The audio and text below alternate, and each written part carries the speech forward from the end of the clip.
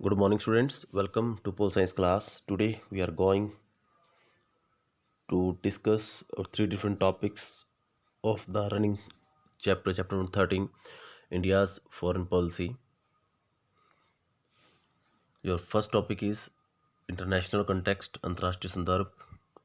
Second, the policy of non-alignment, गुटनिरपेक्षता की नीति. And third, Afro-Asian unity, Afro Asia की जो एकता है उसके बारे में. So let us start. Look at this picture.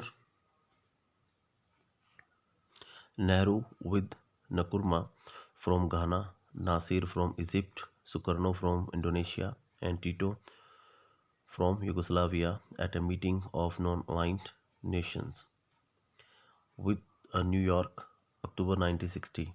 And these five comprise the core leadership of the non-aligned movement. ये जो पिक्चर है ये नॉन अलाइन मूवमेंट के जो 5 फाउंडर्स थे उनमें से 4 मेंबर्स की है.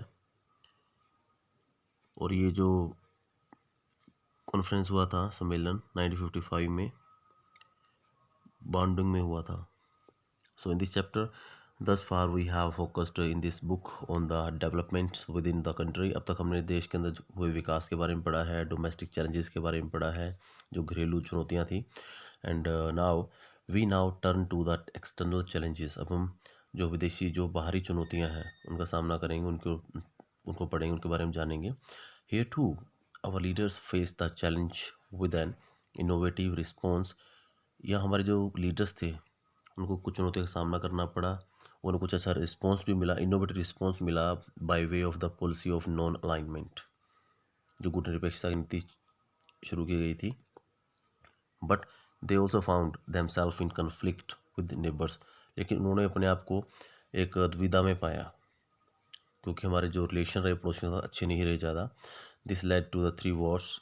We had to face 3 wars. हमें 3 युद्धों का सामना करना पड़ा. First with China in 1962, second in 1965 with Pakistan, and third in 1971 second war with Pakistan.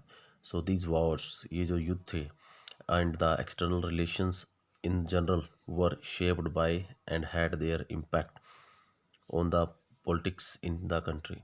In wars ने क्या काफ़ी इम्पैक्ट डाला देश की पॉलिटिक्स के ऊपर, राजनीति के ऊपर.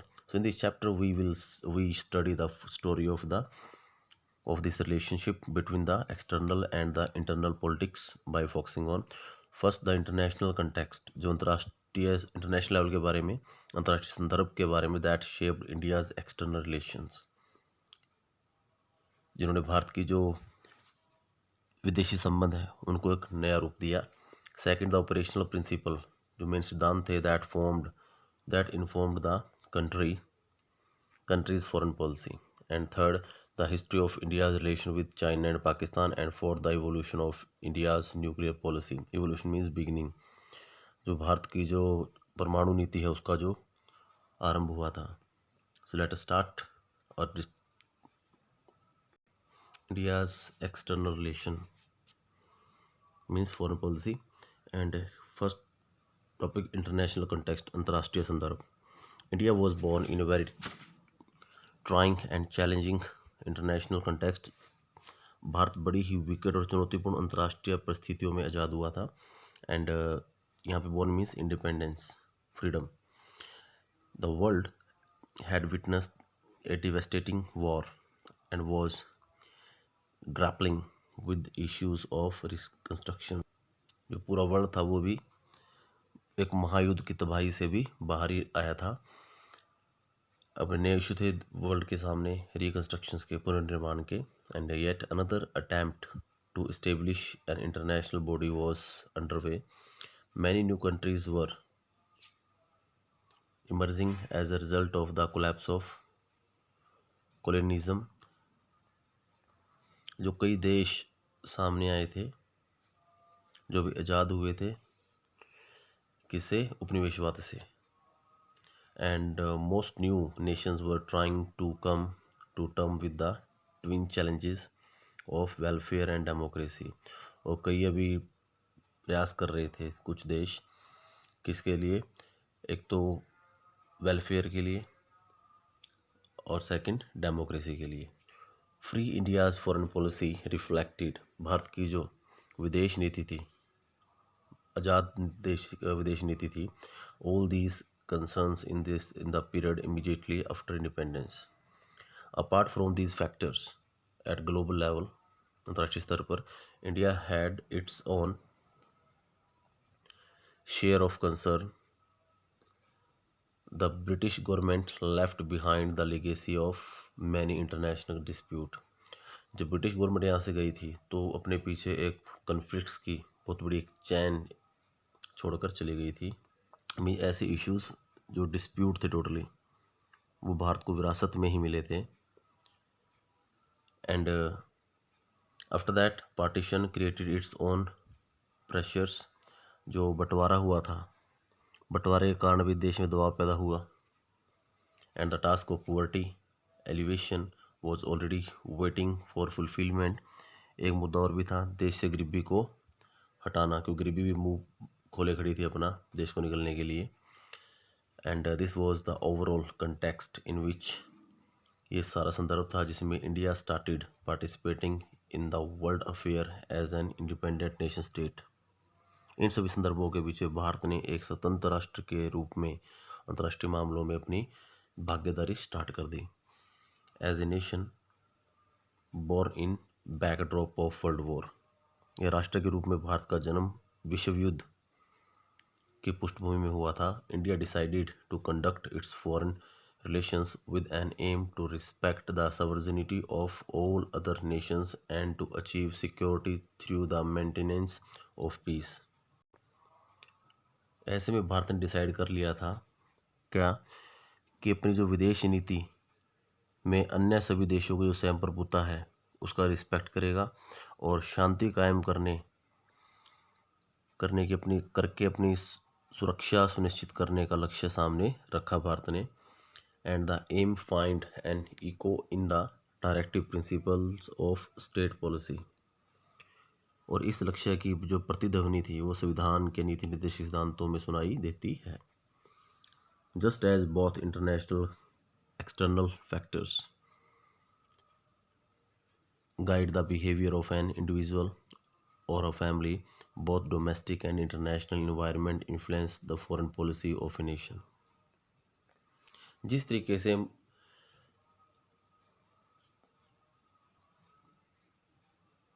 किसी व्यक्ति या परिवार के जो व्यवहारों को एक अंदरूनी और बाहरी फैक्टर निर्देशित करता है, उसी तरीके से जो एक देश की विदेश नीति पर घरेलू और अंतर्राष्ट्रीय वातावरण का भी असर पड़ता है।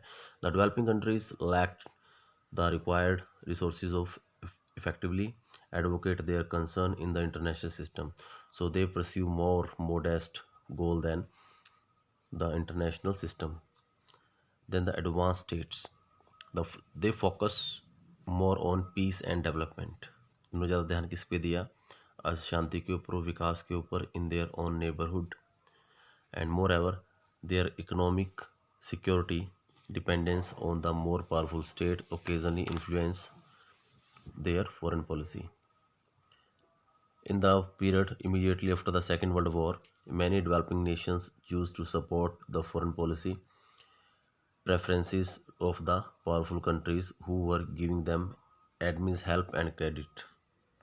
अब जो विकासशील देश थे उनके पास क्या था, डेवलपिंग कंट्रीज, उनके पास अंतर्राष्ट्रीय व्यवस्था के भीतर अपने जो मोटिव्स थे उनको पूरा करने के लिए संसाधन नहीं थे। सो इसके चलते बड़े बड़े देशों की अपेक्षा बड़े सीधे लक्ष्य को लेकर अपनी विदेश नीति को तय करते हैं। और ऐसे देशों का जोर इस बात पर होता है कि वो अपने पड़ोस में अमन चैन को कायम रखे और विकास होता रहे। इसके अतिरिक्त विकासशील देश आर्थिक और सुरक्षा की दृष्टि से ज़्यादातर ताकतवर जो देश थे उन पर निर्भर होते हैं। And this resulted in the division of the countries of the world into two clear camp. इसका परिणाम क्या निकलता है, पूरा वर्ल्ड दो हिस्सों में बट जाता है, दो गुटों में बट गया। One was under the influence of United state, एक यूएसएसआर के अंडर था, एक तो था यूएसए के, मींस यूनाइटेड स्टेट अमेरिका के अंडर आ जाता है, इसने it's western alliance, and the other was under the influence of the Soviet union, और दूसरा ग्रुप था सोवियत यूनियन का, जिसको हम फर्स्ट चैप्टर में ऑलरेडी पढ़ चुके इसके बारे में। But when India achieve it's freedom, जब भारत में आज़ादी मिली भारत को, started framing it's foreign policy, Bharat में विदेश नीति को बनाना शुरू कर दिया था। और जो जैसे the end of the cold war change the context of international relation entirely, cold war ने क्या किया था, अंतर्राष्ट्रीय संबंधों को पूरे तरीके से बदल दिया था। Cold war was just beginning and the world was getting divided into these two camps. Cold war से एक शुरुआत थी, शीत युद्ध एक शुरुआत थी, जिससे पूरा वर्ल्ड दो ब्लॉक्स में डिवाइड हो गया था। Did India belong to any of these two camps in global politics of the 50s and the 60s? क्या भारत दोनों में से किसी कैंप का हिस्सा बना 50 से 60 के दौरान? And was it successful in conducting it's foreign policy peacefully and avoiding international conflicts? The policy of non alignment, गुट निरपेक्षता की जो नीति थी। The Indian national movement was not an isolated process and it was the part of worldwide struggle against colonialism and imperialism। कि भारत की जो एक राष्ट्रीय जो आंदोलन था, मूवमेंट स्टार्ट किया था, ये सिर्फ was not an isolated process, ये एक एकांत की प्रक्रिया नहीं थी, भारत अलग नहीं था बाकी वर्ल्ड से। It was a part of the world wide struggle, ये एक जो पूरे वर्ल्ड के अंदर एक जो स्ट्रगल चल रहा था against colonialism and imperialism. Means एक तो उपनिवेशवाद और एक साम्राज्यवाद, उसके विरुद्ध जो एक स्ट्रगल चल रहा था, उसका हिस्सा था भारत का जो मूवमेंट चले थे। It influence the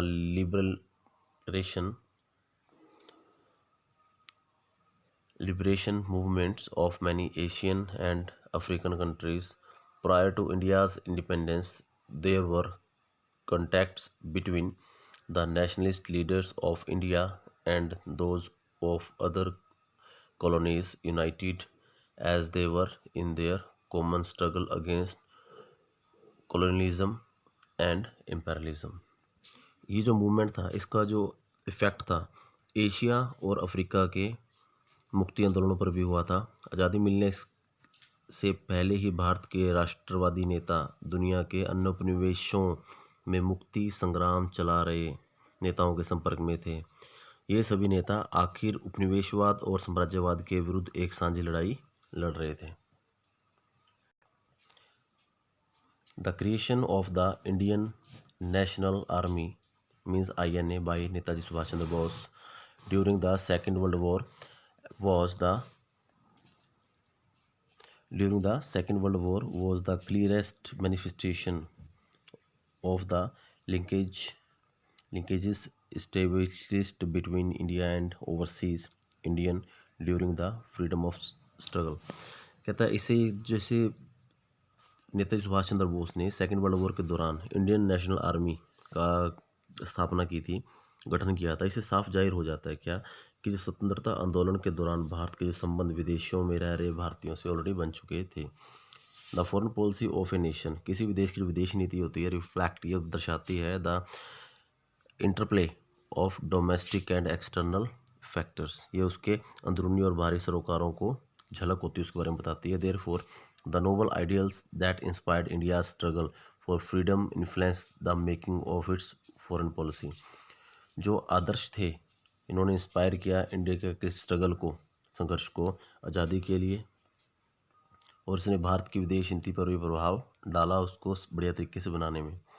but India's attainment of independence coincided with the beginning of the cold war इरा।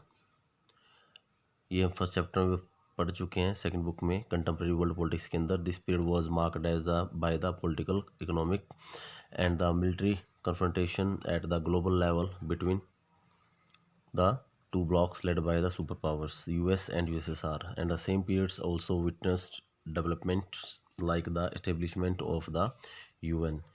साथ साथ ये जो पीरियड था ये विटनेस है किसका, डेवलपमेंट का, जैसे establishment of UN, the creation of nuclear weapons and the emergence of communist China and the beginning of decolonisation और next point, Nehru's role. The first prime minister Jawaharlal Nehru played a crucial role in setting of national agenda. जो राष्ट्रीय हमारा जो agenda था उसको तैयार करने में भारत के प्रथम प्रधानमंत्री की बहुत महत्वपूर्ण भूमिका रही थी, क्योंकि ये विदेश मंत्री भी थे। He was his own foreign minister and thus both as the prime minister and the foreign minister he exercised profound influence in the formulation and implementation of India's foreign policy from 1946 to 1964। इस तरीके से प्रधानमंत्री विदेश मंत्री के रूप में 1946 से 1964 तक उन्होंने भारत की विदेश नीति की रचना भी की और उसको इम्प्लीमेंट भी करवाने में प्रभाव डाला। एंड नेहरू जो Nehru's foreign policy were to preserve the hard earned sovereignty, protect international integrity and promote rapid economic development। इन्होंने 3 उद्देश्य थे इसकी विदेश नीति के। फर्स्ट, कठिन संघर्ष में प्राप्त संप्रभुता को बचाए रखना, क्षेत्रीय अखंडता को बनाए रखना और तेज रफ्तार से आर्थिक विकास को करना। Nehru witness to achieve these objectives through the strategy of non alignment. उनकी इच्छा थी, विश थी क्या, कि इस उद्देश्यों को पूरा कर सकते नॉन अलाइनमेंट के द्वारा, गुटनिरपेक्षता नीति से। There were of course parties and groups in the country. देश में कई पार्टीज भी थी और कोई ग्रुप्स भी थे। एंड दैट बिलीव्ड दैट, जो मानते थे कि India should be more friendly with the bloc by led by US, कि भारत को यूएस के साथ जाना चाहिए। And that bloc claimed to be pro democracy. And among those who thought on these lines are leader like Dr. Ambedkar and some political parties which were opposed to communism। कुछ parties थी जो साम्यवाद के विरुद्ध थे। and also wanted India to follow pro US foreign policy। वो चाहते थे कि भारत यूएस के पॉलिसी को फॉलो करे। एंड दीज इंक्लूडेड द भारतीय जनसंघ एंड लेटर द स्वतंत्रता party. But Nehru possessed considerable leeway in formulating foreign policy। But Nehru play very vital role in formulating foreign policy। Nehru ji ने बहुत महत्वपूर्ण रोल प्ले किया था इस पॉलिसी को बनाने में, विदेश नीति को बनाने में। Distance from two blocks, you know about, we have read about this in first chapter of Cold War era, but some important points we shall discuss in this।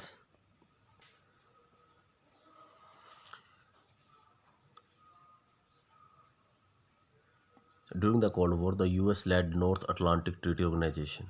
US ने क्या, कौन सा ग्रुप बनाया था? NATO। And the Soviet Union led Warsaw Pact came into existence and India advocated non-aligned as the ideal foreign policy approach। Bharat ने non-aligned की स्थापना की थी। And this was a difficult balancing act and sometimes the balance didn't appear perfect. ये बहुत मुश्किल था दोनों ब्लॉक्स के बीच में बैलेंस को बनाए रखना। कई बार ऐसा लग रहा था कि did not appear perfect. And in 1956 when Britain attacked Egypt, जब ब्रिटेन ने मिस्र पर अटैक किया over the Suez canal issue and India lead the world protest. Bharat ने विद्रोह का समर्थन किया against neo colonial invasion। But in the same way when the USSR invaded Hungary, जब USSR ने हंगरी पर अटैक किया, इंडिया ने कुछ भी नहीं कहा and join its public condemnation. भारत ने अब इसका विरोध नहीं किया। And despite such a situation, इस स्थिति के बावजूद भी by the and large India did take an independent stand on various international issues. इसके बावजूद भी भारत ने कई अंतर्राष्ट्रीय मुद्दों पर एक इंडिपेंडेंट स्टैंड लिया, स्वतंत्र डिसीजन लिया। And could get aid and assistance from members of both the blocs, और दोनों ब्लॉक से सहायता भी ली। While India was trying to convince the other developing countries, Bharat बाकी जो विकासशील देशों को कन्विंस कर रहा था about the policy of non alignment, वो उनको ज्वाइन कर ले। And Pakistan join US led military alliance, Pakistan ने यूएस को ज्वाइन किया था, मीन्स नाटो को ज्वाइन किया था। The US was not happy, US खुश नहीं था about India's independent initiative, Bharat की जो स्वतंत्र जो पहल थी इसको लेकर, विदेश नीति को लेकर, and the policy of non align और गुट निरपेक्षता की नीति को लेकर। Therefore there was a considerable, इसीलिए यहाँ unease in Indo US relations during the 1950, इसी कारण भारत और अमेरिका के रिलेशन ख़राब हो गए थे। The US also resented India's growing partnership with Soviet union, और जो यूएस था वो खुश नहीं था भारत के बढ़ते हुए संबंधों को देखकर यूएसएसआर के साथ। नेक्स्ट है Afro Asian unity. Afro Asian unity, Afro एशियाई एकता। Yet given its size, Bharat के आकार, लोकेशन एंड पावर पोटेंशियल, मतलब शक्ति संभावना को देखते हुए, अवस्थिति को देखते हुए, Nehru envisaged a major role in India in world affairs and especially in Asian affairs। तो नेहरू ने क्या किया था, नेहरू इस चीज़ को पहले जान चुके थे और इसको ध्यान में रखते उन्होंने एशियाई मामलों में भारत के लिए बहुत बड़ी भूमिका निभाने का सपना देखा। And his era was marked by the establishment of contacts between India and other newly independent states in Asia and Africa. So इसका जो दौर था मीन्स नेहरूज टाइम, उन्होंने क्या किया, जो नए नए आज़ाद देश हुए थे अफ्रीका के, उस साथ क्या किया, कॉन्टैक्ट किए। एंड थ्रू आउट द 1940 या 1950 Nehru had been an ardent advocate of Asian unity. अब भारत का जो नेहरू जी का सपोर्टर बन गए थे, किसके, एशियन यूनिटी के। Under the leadership of India, Bharat के नेतृत्व में India convent the Asian relation conference in March 1947, 5 months ahead of attaining it's independence. अभी 5 महीने पड़े थे भारत को आज़ादी मिलने के लिए। India made earnest efforts of the early realisation of independence freedom of Indonesia, भारत ने काफ़ी एफर्ट्स किए, सपोर्ट किया इंडोनेशिया की आज़ादी के लिए, क्योंकि वो किसके अंडर थे, वो डच के अंडर थे, क्योंकि वहाँ पर डच जो थे उनका उपनिवेश था ये इंडोनेशिया। उन्होंने बहुत एफर्ट्स किए ताकि इसको आज़ादी मिल सके। And international conference in 1949 to support its freedom struggle. And India was a staunch supporter, भारत बहुत ज़्यादा जोरदार समर्थक था ऑफ डीकोलोनाइजेशन, उपनिवेशवाद को ख़त्म कर दिया जाए प्रोसेस को। एंड फर्मली अपोज रैशलिज्म, जो कास्टिज्म था, स्पेशली अपाथ इन साउथ अफ्रीका, इस चीज़ के बहुत अगेंस्ट था भारत, और भारत चाहता ये चीज़ें ख़त्म हो जानी चाहिए, भारत ये चाहता था। And the Afro Asian conference held in the Indonesian city of Bandung in 1955, commonly known as the Bandung conference, इसे बांडंग कॉन्फ्रेंस के नाम से जाना जाता है। Marked the zenith of India's engagement with the newly independent Asian and African nation, and the Bandung Conference later led to the establishment of NAM। बॉयस के बाद फिर क्या हुआ, NAM की स्थापना हुई। And the first summit of NAM was held in Belgrade in सितंबर 1961, और पहला जो सम्मेलन था वो कहाँ पे हुआ था, 1961 में हुआ था बेलग्रेड में, और नेहरू वॉज को founder of NAM। Nehru ji ने बहुत महत्वपूर्ण भूमिका अदा की थी इस चीज़ में। So dear student, listen it twice and thrice to understand each and everything. So till then, thanks and have a nice day.